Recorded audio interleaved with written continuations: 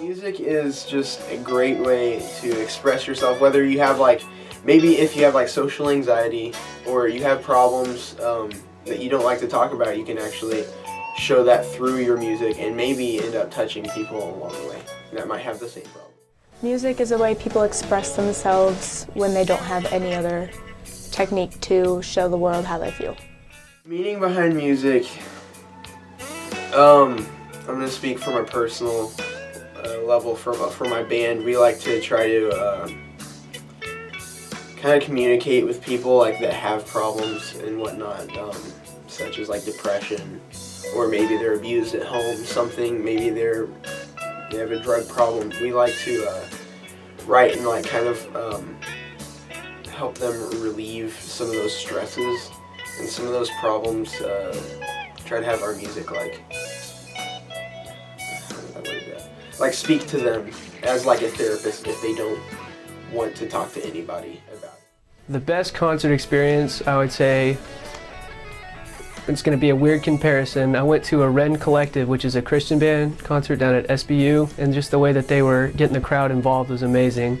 And then the second one would be a Slipknot concert that I went to, and it was just insane to see all the different types of people come together. I mean, there's the mosh pit and the wall of death, which is where they just have two walls of people and they just charge at each other. It's just the energy there was amazing.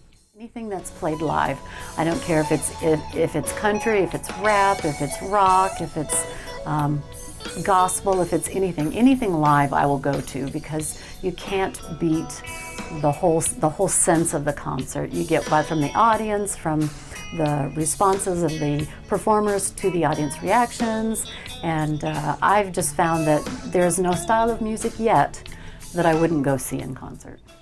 First concert ever last year was Fit for a King, a band, they're a decently big metalcore band, and they're actually what started my band. Actually, I had a tank top, a Fit for a King tank top on, and I was in weights class, and our lead guitarist now, Derek Berry, he noticed that, and we started talking about music, and he asked me, "Do you play any instruments or whatnot?" And I said, "Yeah, I do. I play guitar." And so that kind of brought the band together, and we started playing at his house, and it kind of started progressing from there. And then they actually came to Springfield, and we were like, "Okay, we have to go to this. We have to go." I didn't play at this show, but I did attend the show, and it was crazy.